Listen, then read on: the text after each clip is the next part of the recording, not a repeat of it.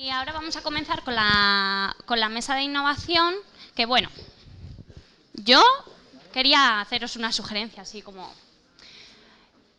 Si tuvierais que hacer un resumen de este encuentro, ¿cómo lo haríais? ¿Por Twitter? ¿Vale? ¿Algo más? He visto una chica que dibujaba, dos chicas, que dibujaban y añadían conceptos. ¿Algo más? ¿Alguna idea más?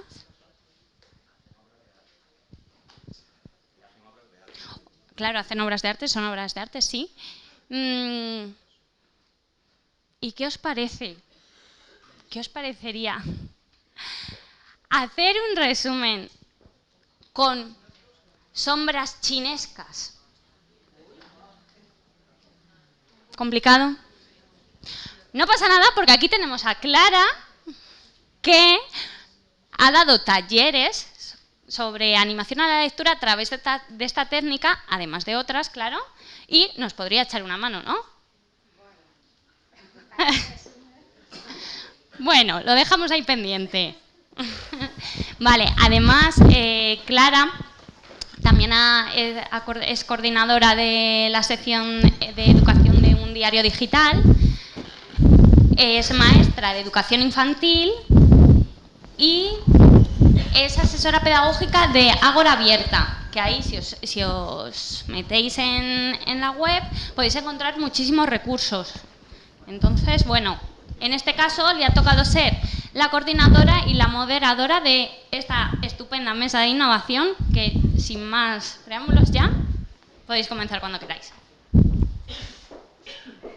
Bueno, primero, bienvenidos a todos a esta mesa de innovación que se inaugura hoy en este cuarto encuentro de buenas prácticas. A lo largo, quería agradecer sobre todo a la organización que me hayan avisado a mí para moderar esta mesa de innovación con estos monstruos educativos, donde yo no soy nadie al respecto en comparación. Y bueno, quería un poco, para comenzar la mesa, como es una mesa de innovación, un poco comentar a qué llamamos innovación. No sé si se puede poner una imagen. Este es mi pequeño resumen de lo que vamos a tratar hoy, que en honor a Garbiñe, que me ha impulsado a este mundillo. Y bueno, mi primer intento de Visual Thinking. Y entonces quería hablar sobre todo de, cuando hablamos de innovación, en realidad, aunque ha ido paralelo con lo que es innovación tecnológica, parece que también equivocamos los términos, porque la innovación educativa no es una innovación tecnológica solamente, sino que es la necesidad de un cambio de que en nuestras aulas nuestros alumnos ya no aprenden, están desmotivados, están rodeados de un entorno digital totalmente diferente a lo que venía siendo y tenemos que buscar la manera de que vuelvan a estar motivados en el aprendizaje. He querido un poco centrarlo en 4 focos: la creatividad, el pensamiento crítico, la colaboración y la comunicación.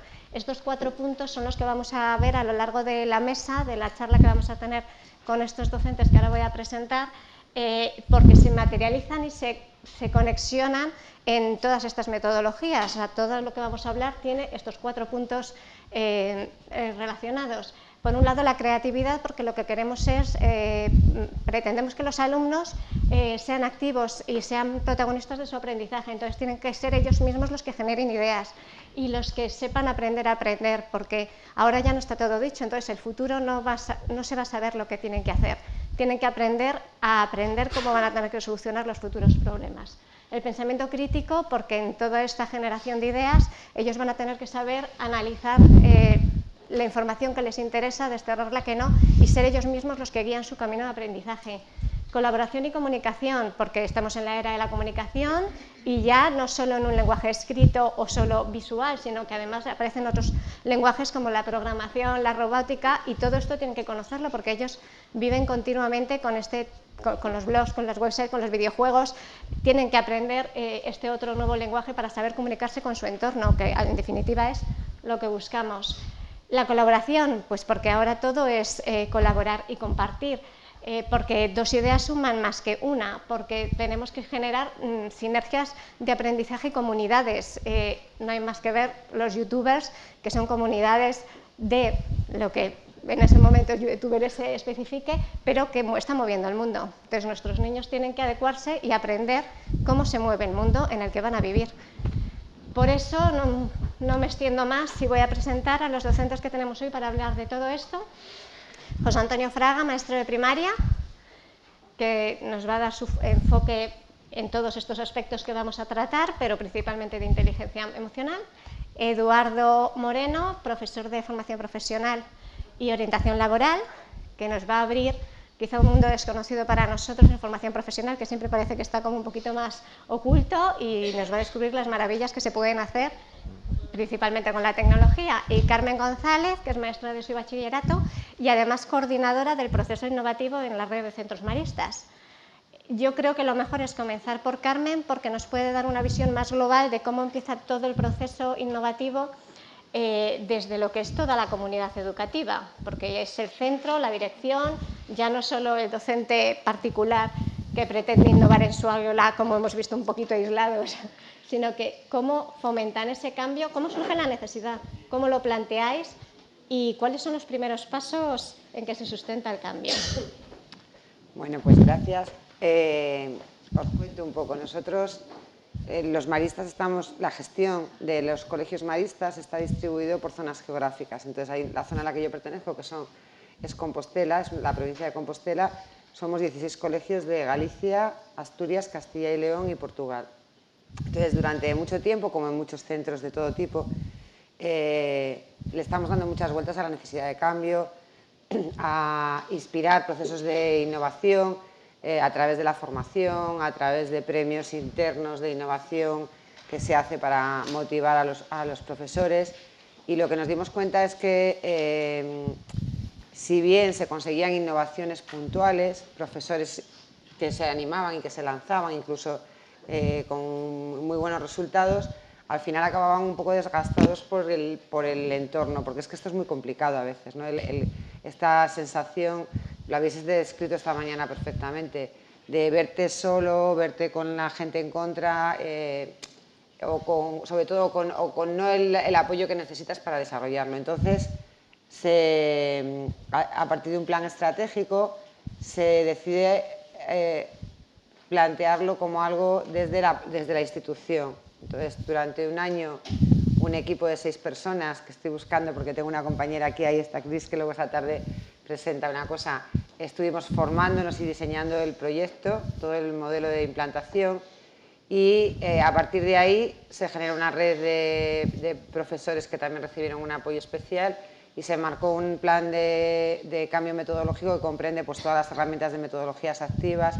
Además, cuando ya se implantan, las TIC se convierten en un apoyo, una herramienta, y un plan de formación mes a mes, formación-aplicación, porque otra de las cosas que también constatábamos es que la formación cae en saco roto muchas veces, se invierte mucho esfuerzo y mucha energía. Entonces aquí, bueno, pues hay un compromiso de implantación, intentamos ir todos a una, tenemos mucha ilusión. También en ese equipo tengo a Dani aquí, que es del equipo de asesores de formación que acompañan los colegios y que hacen el seguimiento y forman. Y paso a paso, todo lo que hacemos lo compartimos con un hashtag que es Compostela en Ruta. Otra de las cosas que creemos que es importante es crear red y comunidad de aprendizaje en contacto con todos los profesores que nos inspiran de todo tipo. Creemos en las redes de aprendizaje abiertas. Todo nuestro proceso, los documentos, los materiales de formación están abiertos porque nos inspiramos de otros, crecemos con muchos de vosotros. Gracias a muchos de vosotros hemos podido desarrollar muchas de esas formaciones y es la manera en la que llevamos 2 años y estamos dando pasos por lo menos ilusionantes. Muy bien, yo quería que nos hablaras un poco de los puntos fundamentales que utilizáis en este proceso de innovación. Por lo que yo vi, trabajo cooperativo. Sí, pues hay como unas líneas, como decían esta mañana, hay distintas maneras de programar mi labor apoyada en una serie de herramientas que convierten la metodología pasiva en activa, ¿no? Entonces trabajamos desde las inteligencias múltiples y desde la teoría de las inteligencias múltiples con un proceso de implantación y nivelado del aprendizaje cooperativo, identificado con indicadores para saber, o sea, no lo abarcamos todo de repente, sino que vamos dando pasos. Cuando se alcanza un nivel damos el paso siguiente, empezamos por el informal y después formal, etcétera. También el desarrollo de proyectos, desde proyectos inteligentes, de proyectos de comprensión hasta ABP también, y luego cultura de pensamiento y mobile learning, que refuerza un poco todo entonces va todo un poquito encajado como un puzzle. Claro, lo que decía yo, que al final está todo un poco relacionado entre sí, todas las metodologías tienen un poco de cada cosa. Al hilo de las inteligencias múltiples, a mí me gustaría que José Antonio comentara el tema de la inteligencia emocional, que sabemos que para él es fundamental, y no sé si es lo primero en el desarrollo del resto del proceso de aprendizaje, ¿o qué opinas? Bueno, yo quería partir en primer lugar de que estamos hablando mucho de la educación, que tenemos que diseñar la educación del futuro y nos estamos olvidando de la educación de hoy. Yo creo que nosotros no somos nadie para diseñar la educación del futuro. Son nuestros alumnos los que van a diseñar la educación del futuro. Nosotros tenemos que centrarnos en la educación de hoy. Y yo creo que la educación de hoy, tal como la tenemos, es un enfermo terminal. Yo muchas veces pido la eutanasia educativa ya, porque yo creo que no tenemos que reformar la educación, la tenemos que transformar. Entonces, las emociones son necesarias en la clase, pero yo creo que las emociones siempre estuvieron en clase. Yo creo que todo el mundo se emociona, tanto el profesor como el alumno. ¿Qué pasa? Que es como el humor. Todo el mundo tiene sentido del humor, aunque haya políticos que no se lo entendemos. Pero en los profesores, hay profesores que se emocionan suspendiendo a los alumnos. Es una emoción. Es decir, no... Entonces, partiendo de eso, pues sí que las emociones son necesarias, porque transmiten a los alumnos una serie de valores que se hace valorar a él mismo. Es decir, todos los alumnos son buenos en algo. ¿Qué pasa? Que estamos llenándonos la boca con las inteligencias múltiples, todo el mundo habla de Sir Robinson, de su libro El elemento, y todo el mundo lo leyó, pero seguimos haciendo exámenes solo de matemáticas y de lengua. El informe, la evaluación que va a haber ahora en sexto de primaria, nos va a trabajar solo, exclusivamente, 2 de esas inteligencias. Entonces, yo creo que tenemos que cambiar ese concepto. Es decir, el sistema educativo tal como lo tenemos hoy, yo muchas veces lo comparo con un concurso canino. Es decir, le damos premio, le damos castigos, hacemos que memoricen, que se basen en repeticiones, y no pensamos o no nos damos cuenta de que los niños ahora no quieren ser un loro que repite lo que dice el profesor o lo que dice el libro de texto. Ellos quieren hacer, tocar, aprender, fallar. No podemos innovar si seguimos premiando únicamente el acierto. Eso no permite innovar. Hay que premiar el intento, no el acierto. Entonces, yo creo que tenemos que utilizar todas las estrategias que estén en nuestra mano para intentar motivarlos. Si no utilizamos todas las estrategias, creo que tenemos parte de ese fracaso escolar, es culpa nuestra. Muy bien. Me gustaría que en esto que has hablado de la motivación y de que tienes que premiar, por así decirlo, el intento, ya no solo si bien o mal, nos hables un poco de la metodología que utilizaste el año pasado para el juego, que introduciste en clase, cómo lo llevaron. Nosotros estamos en clases, utilizamos mucho el juego, tanto juegos de mesa ya hechos como creamos nuestros propios juegos. Es decir, nosotros si queremos llegar a una meta y no vemos ningún juego que nos ayude a llegar, pues creamos nuestro propio juego. El juego es una actividad innata del ser humano. Yo creo que después de comer y dormir fue la tercera cosa que hice. No como trabajar, que eso es una imposición social. Entonces, el juego les hace ser creativos, les hace ser innovadores, les hace aceptar reglas, trabajar en equipo. Entonces, todo lo que buscamos en este cambio metodológico pues está reflejado en el juego. Claro. Yo creo que es que además vivimos una etapa en que los alumnos no solo consumen juegos o contenidos, sino que además son bastante creadores. Entonces tenemos que intentar que produzcan ellos mismos el material de aprendizaje con el que... Sí, no, ellos crean su propio... Hay una actividad muy chula que es ponerle un juego de mesa que no jugaran nunca y decirle jugar. Dicen, ¿y cómo se juega? Ni idea. Y ellos mismos crean y enseguida están jugando. Muy bien, también quería, al hilo también de lo que comentaba Carmen, del trabajo cooperativo, ¿qué opináis del aprendizaje basado en proyectos? Hemos visto una experiencia magnífica con Carmen. Pero bueno, en las distintas etapas, sobre todo, por ejemplo, en formación profesional, ¿cómo lleváis el aprendizaje basado en proyectos, en problemas, como quieras? Pues lo estaba pensando mientras estaba sentado, estaba viendo muy atento la ponencia de la compañera, que ha estado hablando de su experiencia en el supermercado, luego creo que ahora iban a hacer una consulta médica, ¿no? Si no me equivoco. Y claro, yo pensaba, pues si esto en FP lo llevamos haciendo Toda la vida, mucho tiempo. Sin atrás, calificar, ¿no? ¿no? No sin calificar, pero quien haya ido a una escuela de hostelería alguna vez ha podido ver que allí realmente se trabaja por proyectos, o sea, hay que hacer el menú del día y dar de comer a la gente que acude a la escuela de hostelería o escuelas de estética, peluquería. Al final, el mundo de la FP sí que, en cierto modo, a diferencia a lo mejor de primaria o secundaria, sí que tiene mucha conexión con el mundo real, tiene esa significación lógica y por eso se puede, yo creo que es más susceptible de poder trabajar por proyectos. Yo me dedico más a empleabilidad, empleabilidad por cuenta ajena y empleabilidad por cuenta propia, o sea, emprendimiento. Y en el emprendimiento sí que estamos viendo que puede ser un filón. Y hay muchos proyectos de compañeros de formación profesional que están trabajando con aprendizaje basado en proyectos. Pero también como organización de los estudios de la propia formación profesional, ahora que, por ejemplo, hay títulos propios, yo creo que es una gran oportunidad. Si hay centros de formación profesional, no sé cuántos directores habrá aquí hoy en la sala de centros de formación profesional o de centros donde hay formación profesional dentro, yo creo que sí que puede ser una gran oportunidad. Muy bien. Luego también quería comentar, bueno, al hilo de toda esta innovación no podemos obviar la tecnología, ¿no? Entonces sé que todos en algún momento habéis utilizado o estáis planeando utilizar. José Antonio utilizaba tablets en el aula. Quiero que nos expliques un poco qué sentido le das a las tablets, cómo la manejas. ¿Hay para todos? No, no hay para todos, por ahora. Yo con las tablets hacemos grupos de trabajo, es decir, las tablas son una herramienta. Yo la tecnología nunca la considero un fin. Me parece absurdo intentar hacer una actividad para que utilicen determinada aplicación. Utilicen determinada aplicación porque queremos llegar a esa meta. Entonces, nosotros en clase hacemos grupos, no tenemos libros de texto, tenemos libros de texto, es decir, cada uno puede traer el libro de texto que le dé la gana, porque me parece absurdo que todos se fíen de lo que le cuenta un libro único. Y trabajamos por proyectos, en pequeños grupos, trabajos colaborativos, es decir, la utilizamos eso. Cada día uno es el encargado de la tablet, tengo un portavoz y tengo un secretario y un encargado de material y cada uno se busca su manera de... Muy bien. Y, por ejemplo, sé que Eduardo estaba muy implicado en el tema de la impresión 3D. Bueno, yo he implicado personalmente, no, pero sí que conozco, por ejemplo, a un compañero mío, profesor de Murcia, Antonio Guirao, que es profesor de la misma especialidad que yo, que sus alumnos este año participan en un proyecto que es el Gutenberg 3D.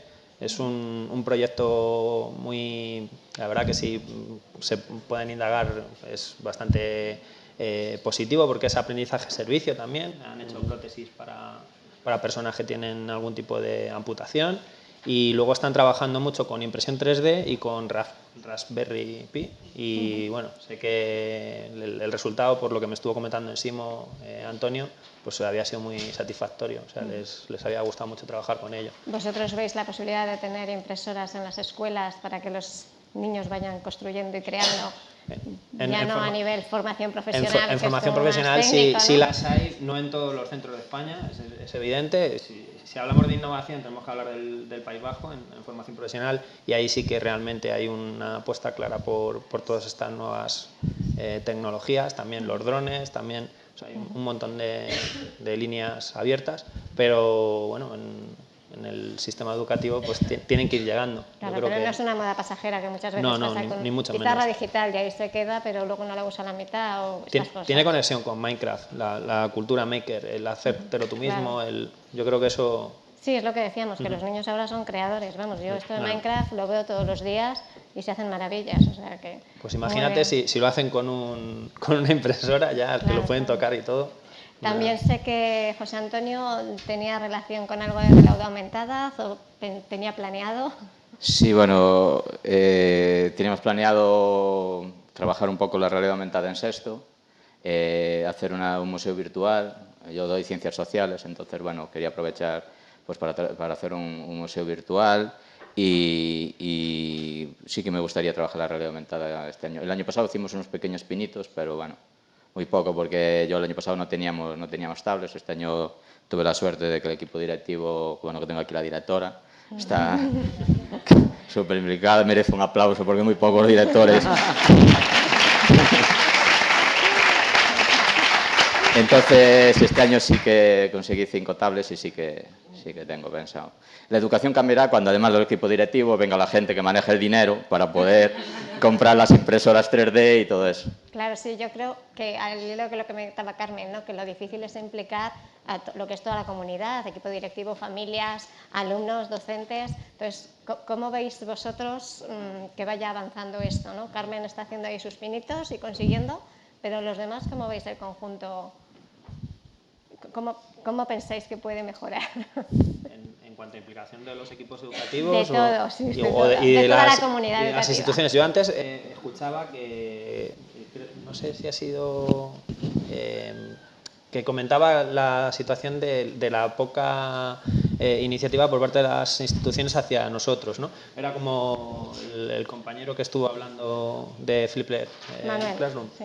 Y comentaba que, claro, que nosotros a veces tirábamos por nosotros mismos y no teníamos un empuje por parte de las instituciones. Eso a nosotros, por ejemplo, en formación profesional nos pasa en algunas situaciones, pero en otras sí que es cierto que tenemos un motor ahí también en las propias instituciones que quieren que innovemos, porque hay una conexión con las empresas. Entonces eso, ahí en la etapa educativa en la que yo doy clases sí que lo hay.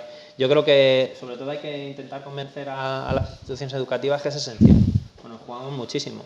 Yo que sobre todo me muevo más en empleabilidad, hoy en día hay muchas empresas que no encuentran perfiles capacitados con lo que ellos quieren y no los encuentran porque no hay una apuesta decidida económica hacia ello.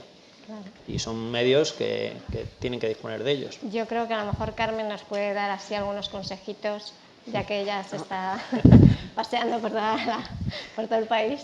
A ver, aquí la clave es a veces luchar contra la desesperanza de gente que, no sé con quién hablaba antes, que dice, si es que esto lo llevamos diciendo que hay que cambiar, somos conscientes de que las cosas tienen que ser diferentes hace muchos años y hay muchos intentos. Pero todos estamos convencidos de que lo que está pasando ahora no lo queremos. Esto hasta los que no quieren cambiar, que no. O sea, somos conscientes de que no. Luego nos da mucho miedo el cambio. Y tiene que ser, es una labor de pico y pala, digo yo. No va a haber nada, es una convicción, no va a haber nada que de repente con una varita mágica nos transforme las mentes de todos, porque cuando estamos inseguros reproducimos modelos. Entonces, tanto los padres en casa prefieren preguntar la lección como se la preguntaban a ellos que descolocarse, como me decían a mí el otro día, y ahora, ¿y qué podemos hacer para ahora? Digo, pues confiar en el centro, porque es cierto que descolocamos, ¿no? Entonces, primero, en la formación de profesores, pues a lo mejor hay que formar menos y aplicar más. No es que no haya que formar, hay que formar mucho, pero con un plan de aplicación inmediata. Hay que trabajar con las familias y hay que trabajar con los alumnos. A los alumnos hay que explicarles lo que queremos, lo que pretendemos, porque, por ejemplo, en secundaria y en bachillerato tú introduces unas metodologías activas y lo primero que a mí me dicen a veces, pero con un cierto toque de enfado, ¿no? Es que tú no podías tener un libro, un examen como todo el mundo, ¿no? Porque les genera tener que estar haciendo continuamente, teniendo que estar pendiente siempre de no descolgarse del equipo, teniendo que estar en clase en continua actividad cuando estamos trabajando el pensamiento, y esto no es a lo que vienen acostumbrados. Y tampoco saben hacer la lectura de códigos, ¿no? Ayer también con profesores decíamos, es que un examen a mí me da mucha tranquilidad al profesor, porque aquí está claro y esto lo entiende todo el mundo, aunque no nos lo creamos. Porque o sea, si nos creyésemos que el examen es la evidencia de aprendizaje, que es lo que intentamos mostrar, esto querría decir que si ese mismo examen lo hacemos dentro de un mes sacarán la misma nota.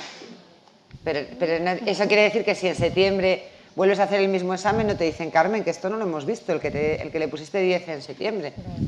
Esto en junio, ¿no? Entonces, tenemos que cambiar de mentalidad y no creo que haya ninguna fórmula mágica. Creo que el contagio... Yo vivo de lo que me contagiáis, seguro que todos los que estáis aquí, de lo que me contagia a la gente que está en lo mismo, ¿no? Pues contagio y pico y pala. Muy bien. Quería, ahora que has comentado esto de las evidencias, sé que vosotros trabajáis con portfolios digitales, quería que nos explicaras un poquito el tema, pues por eso, porque realmente donde se ve que el alumno aprende es cuando ha hecho algo, no es la experiencia que tiene ese alumno de eso y no tanto examen de repetición. Entonces, cuéntanos un poquito la experiencia. Nosotros estamos ahora mismo dentro del proceso, tenemos dos focos. Uno es el que cada profesor construya su portfolio docente, porque también tenemos que defendernos, entre comillas, de esto que está pasando aquí. Esto es lo que se supone que es estar un sábado rascándonos la barriga en casa porque somos docentes, ¿no? Entonces, yo siempre digo que el portfolio docente no es para ponerte medallas, es para sencillamente mostrar, crear tu identidad digital, es mostrar lo que haces y lo que haces que otros pueden aprovechar además. Y luego, lo mismo que creo en ello como herramienta para el docente, es increíble como herramienta para la evaluación. Pero si no queremos empezar con portfolios digitales porque tenemos complicación, el portfolio analógico, que es el cuaderno de clase en el que además reflexionan, hacen metacognición, reflexión sobre su proceso de aprendizaje, es un paso importantísimo para que te sorprenda lo que son capaces de construir si trabajamos enseñarles los porqués de las cosas, si lo hacen visible, si lo tocan, si lo experimentan. Cuando ellos explican lo que han aprendido, el efecto inmediato es alguien que te viene y dice, pero mira lo que me han escrito. Esto nadie ni se lo ha explicado. Muchas sorpresas que están apareciendo, tanto en lo que nos decían por ahí Melania, como en los proyectos, ¿no? ¿Cómo se les ha ocurrido esto? ¿Cómo encuentran las reglas del juego? ¿Cómo describen lo que han aprendido? Y si se lo pregunto en un examen, si no encuentran la foto que estaba colocado aquí en la página y tal y localizan lo que tienen que escribir, aunque no lo entiendan, no lo harían. Claro, sí, yo creo que es que la metodología activa lo que propicia es eso, que ellos aprendan a pensar sobre lo que están haciendo realmente y no sea solo copiar y efectivamente mañana olvidarlo. Quería también hablar de, bueno, ya hemos visto durante la mañana la Flipped Classroom, la gamificación un poco con Minecraft, los proyectos. ¿Cómo creéis que se pueden compaginar estas tres metodologías en concreto dentro de un aula para ponerlas en práctica? Porque, ¿qué eliges? ¿Cómo hacéis elegir? Pero yo creo que no hay que elegir. No hay que elegir. Bueno. Vamos a ver, estamos en contra de las materias tal como son materias y vamos a convertir esto en... Ahora estamos trabajando así, cambiamos, vamos a trabajar así, cambiamos, vamos a trabajar así. Es decir, tenemos que mezclar todo y trabajar relacionando aprendizaje basado en proyectos como el Flip. Es decir, todo tiene que entrar en su manera de trabajar. Es que en el fondo lo que tenemos que entender es que tenemos que diseñar, nosotros tenemos que diagnosticar lo que tenemos como especialistas y diseñar lo que yo quiero que pase en mi clase. Entonces, ese diseño es una unidad de programación, que puede ser una unidad didáctica, que puede ser un proyecto de comprensión, que puede ser un ABP. Entonces, yo a lo largo del curso puedo hacer 12 unidades didácticas, 3 ABPs, 2 unidades didácticas y un ABP. Esas son unidades de programación. Ahí contiene una serie de criterios que yo quiero que alcancen y demás. Y ahora, para desarrollarlo, hago tareas, hago actividades, utilizo Flipper, en este momento les pongo en cooperativo, ahora hacemos una rutina de pensamiento, ahora hacemos reflexión y metacognición. No sé si estáis de acuerdo, ahora sí. Mostramos en el portfolio. En el aprendizaje basado en proyectos también se puede tocar, por ejemplo, el pensamiento de diseño, el design thinking, claro. O sea, al final es todo se puede mezclar muy cómodamente. Muy bien, está interrelacionado. Y luego, bueno, una pregunta que es un poco, que está ahora en las redes, es el tema de los deberes. ¿Qué opináis vosotros de los deberes? Porque, por ejemplo, el Flipped Classroom, digamos que te obliga en casa a ver el vídeo todas las veces que quieras, pero es otra manera, digamos, de beber. Entonces, quiero que comentéis vosotros qué opináis de los deberes. ¿Lo veis bien? ¿Lo veis mal? ¿Hay que cambiar la forma en cómo se envía? Es que yo considero, yo no quiero hacer nada en mi casa, no creo que tenga que obligar al niño a hacer algo en la suya. No, yo estoy totalmente en contra de los deberes. Es más, tendrían que estar anulados por ley. Ellos creo que le estamos amargando su vida con el estrés que le estamos poniendo, si tienen que ir a inglés, si tienen que ir a música, si tienen que ir a natación, si tienen que ir como para encima nosotros añadirle más. Es muy triste cuando el niño te dice no los hice porque llegué a casa a las 10 de la noche. es tristísimo que nuestro estrés se lo estemos trasladando a ellos. Yo sí que os digo mi experiencia. Yo no les pido deberes en sí mismo. Es más, el día que trabajamos proyectos, normalmente hacemos un día a la semana de una asignatura de 3 horas, ¿no? Un día a la semana proyecto y los otros 2 días preparamos las cosas. Yo no quiero que lo hagan todo allí, porque primero quiero hacer el seguimiento, quiero acompañarles, quiero estar presente en lo que pasa. Pero cuando les entusiasma y se engancha, ellos amplían y hacen un montón de cosas por su cuenta. No son deberes, no es deberes para mañana.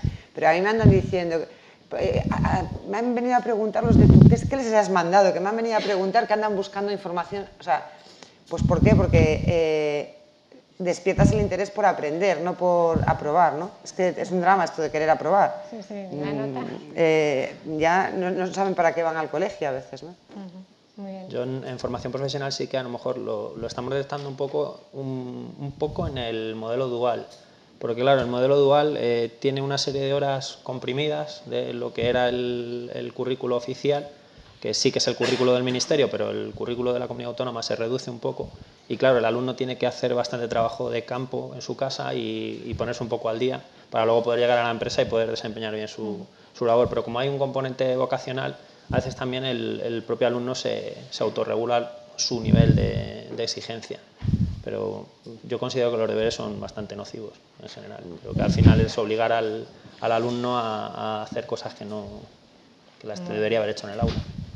Bueno, yo creo que, no sé si tenéis, era un poco por resumir que todas estas metodologías tienen más o menos esos 4 puntos en común, tienen otros puntos más, pero bueno, así fundamentales. No sé si queréis comentar algo al hilo de alguna de ellas que queráis expresar. No, yo, bueno, pedir que, bueno, hay muchas cosas de cambiar, pero yo creo que esto empezará a mejorar cuando dejen de preguntarnos si lo que hacemos a nosotros funciona, porque a mí eso me molesta muchísimo. Cuando está demostrado lo que hacen ellos no funciona. Entonces, cuando empiece a cambiar eso y cuando dejemos de darle importancia a los exámenes, el examen, tú puedes hacer un examen y conseguir la nota que quieras de cualquier alumno. Cualquier alumno puede llevar un 10 en el examen. Con preguntarle lo que sabes que él sabe, estamos dirigiendo su aprendizaje hacia lo que nosotros queremos oír. Es como cuando le mandas dibujar un árbol y el niño dibuja allí una cosa rara y dice, no, un árbol es así y tal. Estamos dirigiendo. Bueno, lo que comentabas de Cerken Robinson, sí, que la escuela mata la creatividad, ¿no? Es un poco la idea. Sí, pero bueno, pues yo creo que con esto no sé cómo vamos de tiempo. No veo a nadie, pero supongo que ya podemos pasar a una ronda de preguntas y pues cualquier duda que tengáis para preguntar a los docentes. Por ahí vienen los micrófonos.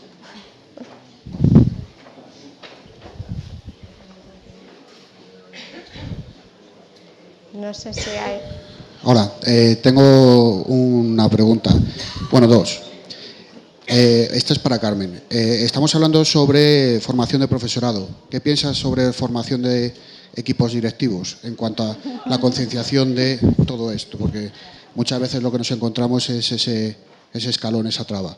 Y luego, por otro lado, bueno, todos los que estamos aquí estamos concienciados de lo que nos estáis exponiendo es efectivo y funciona. Pero tenemos una ley hecha por gente que tiene alergia a la tiza y, claro, quien nos tiene que evaluar, por ejemplo, en sexto es alguien de fuera. Si nosotros nos tenemos que regir por esa ley y tenemos que llegar hasta unos conocimientos y los equipos directivos en la mayoría de los casos nos ponen trabas, ¿cómo, José, tú en este caso puedes lidiar con todo eso para dar tus clases? Es que, bueno, te contesto ya directamente a... Es que yo no creo que por mi manera de dar la clase el niño no aprenda los estándares de aprendizaje evaluables para aprobar ese examen. No tiene que ver una manera con otra. Es decir, yo lo que pretendo es que todo lo que hagamos tenga un resultado, un aprendizaje, unos estándares que sé que van a ser evaluables y tengo que llegar a eso. Lo hago a lo mejor por un camino distinto. En vez de ir por el camino de la acera de edificios, vamos por la acera que hay árboles y fuentes y lo pasamos bien. Pero yo tengo la suerte de que mi equipo directivo me apoya en todo. Es que no tengo ese problema. Tengo aquí a la jefa de estudios y a la directora, así que imagínate. A ver, pero sí... sí que es un, a ver, sí que es un hecho, bueno, es que se dan muchas circunstancias, ¿no? Sí que es un hecho que el equipo directivo es fundamental y es clave en este caso, ¿no? Es lo que puede empoderar al profesor en un momento determinado que quiere cambiar, porque si no hay veces que le apaga, o sea, su luz se la apagan los que están alrededor, no queriendo que hagas lo que se supone que tú quieres hacer. Por tanto, el trabajo en liderar, formarles a los equipos directivos, también en metodología, pero sobre todo en cómo gestionar y liderar un cambio metodológico. Pero claro, para eso tienen que estar convencidos. Entonces, por eso digo que tenemos que encajar muchas piezas. No es fácil. A mí no me gusta nada que me vendan que las cosas son fáciles, porque eso crea frustración. Desarrollas muchas expectativas por algo, como hay veces que yo he vuelto de encuentro, de escuchar a gente, recuerdo como diciendo, y esto es así, ¿cómo no lo hacemos? Los que no lo quieren hacer son los malos y tal, ¿no? Y esto al final no me ha servido para nada. Entonces yo lo que creo es que tenemos que ser realistas, tenemos diferentes situaciones, diferentes contextos, diferentes alumnos, y lo que tenemos que convencer es de que, primero, que de esta otra manera, claro que se aprende y deja huella el aprendizaje, porque aprender para que lo que hoy tienes sobresaliente en septiembre no te suene, no recuerdas, me dicen, es que no lo hemos dado, no, esto lo sabemos todos que pasa, ¿no? Y que si haces el mismo examen 15 días después sin avisar no sacan la misma nota. Entonces, lo que yo sí que he comprobado, y esto en cuanto pruebas te das cuenta que es así, es lo que decía, es que van a aprender. Si no fuesen a aprender tampoco creeríamos en esto, ¿no? Y que es una labor de contagio, de apoyo, de comunidades de aprendizaje, de compartir experiencias, de disfrutar y embebernos de las experiencias de otros. Y de que cuando uno decaiga, esto es como los matrimonios perfectos, de cuando uno decaiga, haya otro que diga que venga, que sí que podemos, porque hace mucha falta. Había más preguntas, me parece. ¿Se oye? Sí. Yo solamente quería decir una cosa. Los deberes, caldría definir qué quiere decir los deberes. Yo soy profesor de Historia del Arte, en bachillerato, y mis alumnos se ponen muchos deberes. Visitar muchos sitios. Y les encanta. O sea que a veces creo que es muy importante entender qué quiere decir hacer un deber. Totalmente, sí, sí. Yo creo que todos bueno, es que sí, pero sí. Tiene que ver más con la voluntariedad o con que tengas realmente un estímulo para... Que sea opcional, claro, que no sea una cosa obligatoria rígida, ¿no? No solamente opcional, sino que puede ser incluso hasta que te diga el profesor, pues mira, necesito que mires esto y realmente te o sea, un poco lo que quería decir es que lo que es importante es que no sea nada mecánico. Si un deber es una cosa mecánica, es una tontería. Claro. Que sea útil. Que sea útil. Pero para mí el aprendizaje es como un deporte. Has de entrenar un poco. También, claro. Y a veces hay alumnos que en el tiempo que estás dentro de la escuela mejor no tienes poca práctica y a lo mejor necesitas entrenar un poco más o quieres entrenarte un poco más. Y depende del reto que te busques o que quieras llegar. Y la otra cosa que pienso es importante. No es lo mismo todas las etapas. No es lo mismo la primaria, la secundaria o el bachillerato. En bachillerato los alumnos tienen una prueba externa que es la selectividad. Aunque tú les digas no hacer deberes, ellos se los van a poner si quieren llegar a una nota para entrar o a medicina o a según qué carrera. Pero yo creo que es que hay que diferenciar entre deberes y retos. Claro. Efectivamente, deber ya suena pues un poquito negativo. Reto es la meta de cada uno. Y si son ellos mismos en bachillerato los que se lo proponen porque quieren llegar a esa media para coger la carrera que quieran, eso ya es un reto personal suyo. Ellos ya están guiando su aprendizaje. No es alguien que le ha venido y ha dicho, tienes que hacer esto sí o sí. No sé si te va a servir, pero tú tienes que hacerlo. No, ellos ya están decidiendo su camino. De todas formas, en esto hay también mucho la sensación... A ver, si nosotros lo que no es igual es empezar a implantar un proceso de cambio metodológico en infantil y que el niño crezca con ese proceso que intentar implantarlo directamente en secundaria o en bachillerato. No es lo mismo. Va a ser bueno lo que pase. No, va a ser bueno. Tú cuando lo compruebas va a ser bueno, pero no va a ser lo mismo un alumno, ni lo va a recibir igual, que está acostumbrado a entender las cosas de otra manera, que está acostumbrado a que no le presiona el error, que está acostumbrado a trabajar desde el pensamiento y demás. A mí a veces me dicen, vale, y con todas estas metodologías, o sea, que hay ya experiencias que han terminado, ¿van a sacar más nota en selectividad? ¿Van a sacar menos? ¿Van a probar mejor? ¿Van a sacar...? Digo, igual. Lo que está comprobado es que igual. Va a haber unos muy brillantes que van a sacar muy buena nota porque aprenden. Otros menos, en algunos centros entrenan para la PAU una parte del año, para la PAU, pero el resto aprenden, ¿no?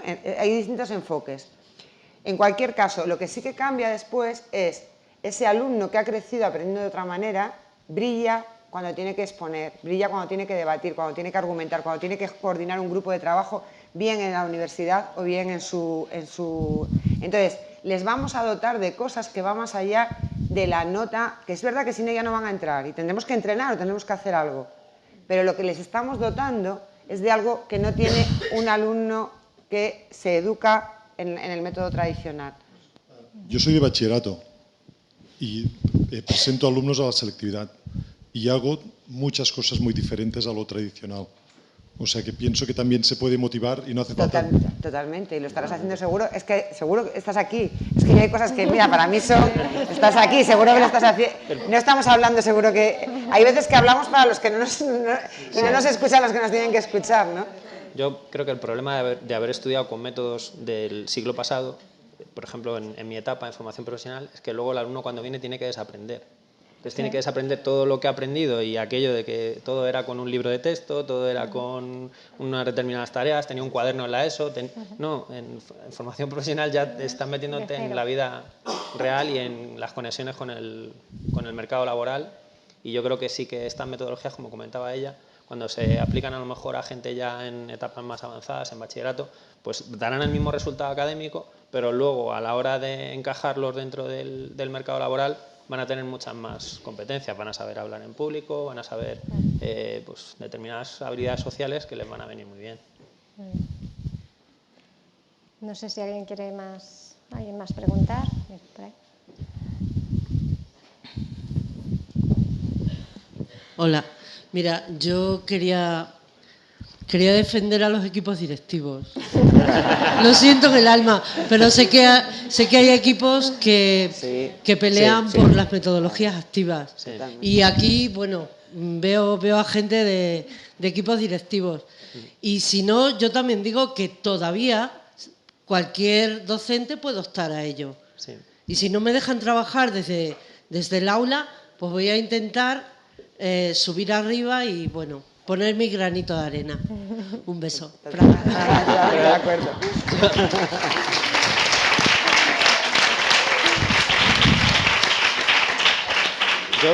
Yo voy a meter un matiz. O sea, yo no creo que sea un problema tan... O sea, sí puede haber problemas puntuales de equipos directivos. También un poco la presión que tienen a veces los equipos directivos por conseguir resultados, porque los centros consigan determinado ranking. Hay que también vernos en esas situaciones. Pero sí que hay equipos directivos porque al final también una persona que ejerce una dirección en un centro es una persona con voluntad, con ganas de que las cosas salgan mejor. O sea, al final también...